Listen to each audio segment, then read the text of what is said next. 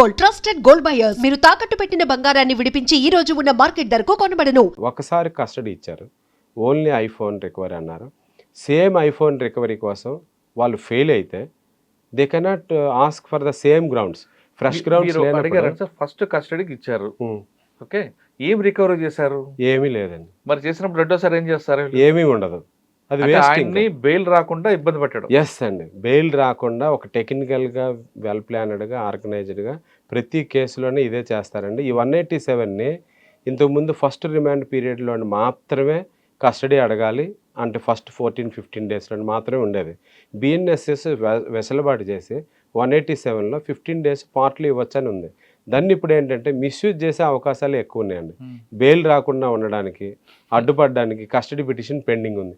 ఈరోజు అంటే 31st మేము బెయిల్ అప్లికేషన్ వేస్తే ఈరోజు కౌంటర్ వేశారు. అది రిపీటెడ్గా కండిషనల్గా మీరు వేయకపోతే కౌంటర్ ఫోర్ఫీట్ చేసి అడ్వాన్స్ ఆర్గ్యుమెంట్స్ నేను వింటానని జడ్జి గారు అంటే అప్పుడు వాళ్ళు కౌంటర్ ఈరోజు వేశారండి. ఏదో సివిల్ సూట్లో వాయిదాల్లాగా ప్రతి వారం వాయిదాలు తీసుకొని ఈ రోజు తీసుకున్నారండి. అది ఫోర్స్డ్గా వేశారు వాళ్ళని. సార్ మీరు చాలా కేసులు చూస్తుంటారు కదా, వాళ్ళు చూస్తుంటారు, పోలీస్ వర్సెస్ లాయర్లు జరుగుతుంటాయి. ఈ కేసులో అసలు క్రైమ్ అనేది ఎక్కడ కనిపిస్తుంది? ఏమి లేదండి, క్రైమే లేదు అసలు. వీళ్ళిద్దరి మధ్యన ఇద్దరు అడల్ట్స్, ఇద్దరు పెద్దవాళ్ళు, ఇద్దరి మధ్యన పెళ్లి చేసుకుందాం అనుకున్నారు. సరే ఏదో జరిగింది, విడిపోయారు. ఇందులో ఎవరు ఫోర్స్ వల్ల కంప్లైంట్ వచ్చింది. వీళ్ళు కొండంతవి ఎలాగ పట్టుకోవడం తప్ప ఏముంటుంది ఇందులో? ఏమి ఉండదండి. మరి మీద అది కోర్టుకి చెప్పొచ్చు కదా. కోర్టుకి ఇప్పుడు ఏంటంటే ఇది బడ్డింగ్ స్టేజ్లో ఉందండి. ఇన్వెస్టిగేషన్ అని చెప్పి మీరు ఇందాక అన్నారు కదండి, బెయిల్ రానివ్వకుండా ఆయన పర్సనల్ లిబర్టీని, ఆర్టికల్ 21 కాన్స్టిట్యూషనల్ రైట్స్ని స్పాయిల్ చేయడమే తప్పితే అసలు కేసులో ఫస్ట్ స్టేషన్ బెయిల్ ఇవ్వాలి.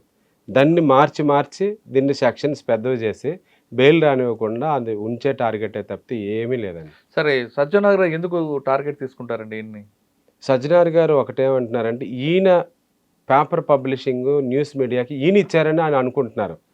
అది ఎప్పుడైతే ఆయన దృష్టికి వెళ్తుందో ఆయన ఇవ్వలేదు, వాళ్ళ పోలీసు అక్కడ స్టేషన్ వాళ్ళే అది రివీల్ చేసి మీడియాకి ఇచ్చారనే విషయం తెలిస్తే నాకు తెలిసి డెఫినెట్లీ విల్ టేక్ యాక్షన్ అండి. ఎందుకంటే అది పినిటివ్ సెక్షన్, అది అంటే పనిష్మెంట్ 2 years ఉంటుంది.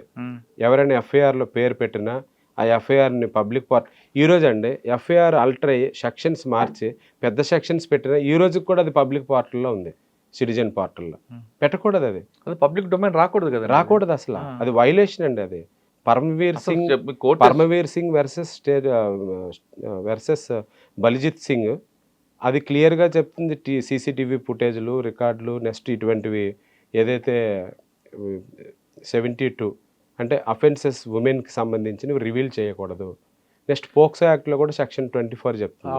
అసలు ఆ ప్లేస్ పేరు కూడా చెప్పకూడదండి. ప్రాంగణం పేరు కానీ, తల్లిదండ్రుల పేరు కానీ, ఊర్ల పేర్లు కానీ ఏమీ చెప్పకూడదు అసలు. ఇంతలాగా రివీల్ చేసింది ఫస్ట్ ఎవరండి? ఇప్పుడు పోలీసు తెలిసో చేశారా తెలియజేశారా కానీ తెలిసి చేయకపోవడం, తెలియక చేయకపోవడం వాళ్ళు వినండి, లేమెన్స్ అయితే అనుకోవచ్చు. They are on duty. Udaya కృష్ణారెడ్డితో పాటు ఉదయ కృష్ణారెడ్డికి టెక్నికల్గా ఫిక్సప్ చేస్తున్నారు, కానీ వేరే విధంగా హ్యూమన్ యాంగిల్లో కానీ మన ఎమోషనల్ బాధలు చేస్తున్నారు. ఇప్పుడు ఆవిడ పేరు రిపీట్గా చెప్పి ఆవిడకి తిప్పి ఆవిడకి డ్యామేజ్ అయింది కదా. తప్పండి, చాలా బాధపడుతుందని సజ్జనార్ సారే చెప్పారు. నా పేర్లు, నా హిస్టరీ అంతా. సార్ ఇప్పుడు ఫైనల్గా చెప్పండి, ఈ కేసులో ఉదయ కృష్ణారెడ్డి బెయిల్ వస్తుంది, అవన్నీ పక్కన పెడతాం. అసలు ముందు ఈ క్రైమ్ స్టార్ట్ అయింది, క్రైమ్ అంటే ఈ ఇష్యూ స్టార్ట్ అయింది అమ్మాయితో కాబట్టి ఆ అమ్మాయి మీద ఎందుకు మీరు కేసు పెట్టకూడదు? ఇప్పుడు ఏంటంటే ఈయనకి ఆవిడని ఒక గుడ్ రిలేషన్లో మంచి ఫ్రెండ్గానే ఒకప్పుడు సార్. ఇప్పుడు గుడ్ రిలేషన్ పోయి అంత డ్యామేజ్ అయింది కదా, టోటల్గా కెరీరే స్పాయిల్ అయింది కదా. ఈయనకి కెరీర్ ఏమి స్పాయిల్ కాదండి, అవుతుందండి. ఎందుకంటే వీళ్ళు కావాలని అనుకొని ఎన్పిఏ ద్వారా డిప్యూటీకి రాయించి ఇన్మోరల్ యాక్ట్ కింద మీద ఎందుకు యాక్షన్ తీసుకోకూడదు అని పెడితే మోరల్ టర్పిట్యూడ్ అని ఉంటుందండి. కానీ ఏంటంటే ఇప్పుడు సుప్రీంకోర్టు జడ్జిమెంట్స్ ఉన్నాయండి క్లియర్గా, same complainant, same witnesses, same content ఉన్నది. వెన్ కోర్టు పెండింగ్ ఎడ్యుకేషన్లో ఉండేటప్పుడు ఎక్కడ ఎంక్వైరీని ముందుగా క్లోజ్ చేయాలి? కోర్టు వారు క్లోజ్ చేయాలి. Court is a procedure for education of the case. Pending ఎడ్యుకేషన్లో ఎక్కడ ఉంటుండగా ఇక్కడ ఫైనల్ జడ్జిమెంట్ ఇవ్వడానికి ఉండదు. డొమెస్టిక్ ఎంక్వైరీ చేస్తారు వాళ్ళు. డొమెస్టిక్ ఎంక్వైరీ ఫైనాలిటీకి ఎప్పుడు వస్తుందండి?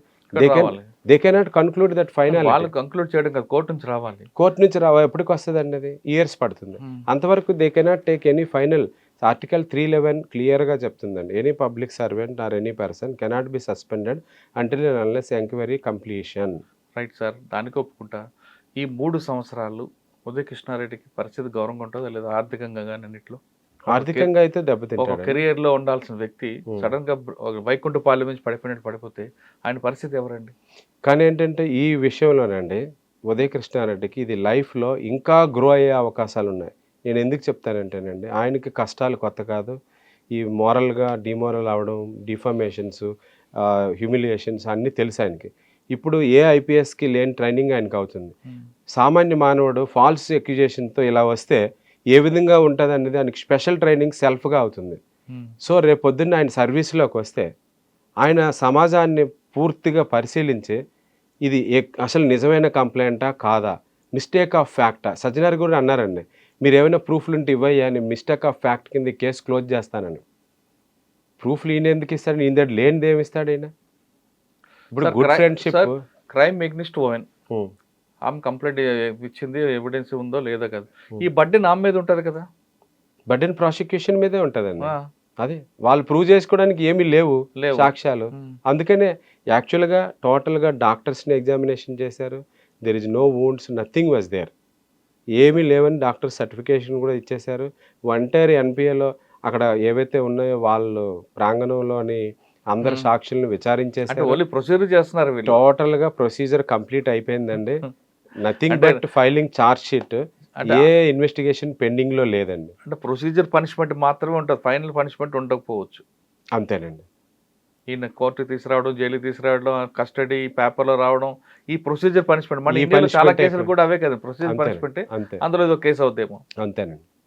కానీ ఈలోకి జరగాల్సిన అవమానాలు అన్నీ జరుగుతుంటాయి. అవమానాలు పాపం ఈయనకి జరిగిన ఒక మగవాడిగా భరించగలండి. కానీ ఈ పేర్లు ఇవన్నీ బయటికి రావడం వల్ల ఏమైందంటే, ఫస్ట్ ఇన్సెప్షన్ ఆఫ్ ది కేసులో ఆ బయటికి ఆ మీడియాకి రావడం వలన ఈరోజు ఆవిడ కూడా బాధపడుతుంది. సార్ ఇంకో క్వశ్చన్ అంటే, ఇందులో ఉదయ కృష్ణారెడ్డి అనుకుందాం ఎక్స్క్యూజ్డ్ అని, కానీ వాళ్ళ మేనమామ, వాళ్ళ తమ్ముడిని, వాళ్ళ మరదల్ని అందరినీ నోటీసులు పిలిపించడం వాళ్ళ ఉద్దేశం ఏంటి? అదే చాలా తప్పండి. అది ఇది మీరు ఇందాక అన్నారు కొండంత వెలకని పెట్టినట్టుగా, ఇదేమైనా మర్డర్ కేసా లేకపోతే కాన్స్పిరసీ కేసా?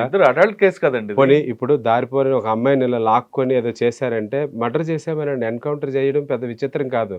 నేను ఇప్పుడు అన్నది ఏంటది, జనా 2022 అని ఒక మూవీ ఉందండి. జనా 2022 మూవీని నేను చూశాను. అది జనగణమన 2022 అని, దిశా మర్డర్ కేసు గురించి. అది చూసిన తర్వాత నిజమేంటి అబద్ధం ఏంటి అనేది నమ్మలేకుండా ఉన్నాను. దిశా మర్డర్ కేసులో, దిశా మర్డర్ కేసుని నిన్న మీరు ఆ మూవీ చూడండి, చూస్తే మీకు ఇది నిజమా, అసలు మేము విన్నది చూసింది నిజమా అనిపిస్తుంది. ఇంకా ఆ కేసులో police officers are facing prosecution అండి. హ్యూమన్ రైట్స్ కౌన్సిల్ ఇంకా కేసు పెండింగ్లోనే ఉంది. అది ఆ కేసులో జనగణమన జనా 2022 క్లియర్గా సేమ్ ఫ్యాక్ట్స్ మీద సేమ్ మూవీ తీశారండి. అది మీరు వీలుంటే ఆ సినిమాని చూడండి సార్. సినిమా పక్కన పెడతాం సార్, నేను ఎన్కౌంటర్ చేయడం తప్పనట్లేదు, కానీ ఆ క్రైమ్ హీనియస్ తప్పేనండి. అది ఎన్కౌంటర్ చేయడం తప్పు కాదని మనం ఎలాగనుకోను, అది మర్డర్ కేసు. అది murder case sir, rape and murder. అది ఒక అమ్మాయి లేదు, ఎన్కౌంటర్ చేయడం కూడా మర్డర్ తర్వాత మర్డర్, కానీ అది ప్రైవేట్ డిఫెన్స్ లో చేసామనేది ఎక్సెప్షన్ లోకి తీసుకెళ్తే అది చాలా హీనియస్ క్రైమ్ సార్.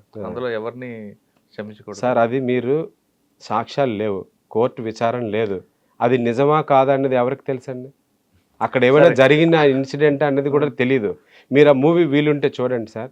చూసిన తర్వాత మళ్ళీ నాకు సార్ అది చూసిన తర్వాత సార్ నిజంకి సార్ నాకు అనుకూలంగా చాలా లేదు సార్. అలాగనుకుంటే డిఫామేషన్ కేసు వేయచ్చు కదా, మూవీని బ్యాన్ చేస్తారేమో. 2022లో వచ్చింది, 4 years అయింది. ఇప్పుడు ఆ సినిమా 2022లో వచ్చింది, మీరు డిఫామేషన్ కూడా లిమిటేషన్ ఉందండి. 2022లో వచ్చింది మీరు చెప్తున్నారు, 26 వరకు నేను చూడలేదు. అదే తెలియలేదండి, వెలుగులోకి రాలే. నేను కూడా ఈ ఇన్సిడెంట్లు జరిగి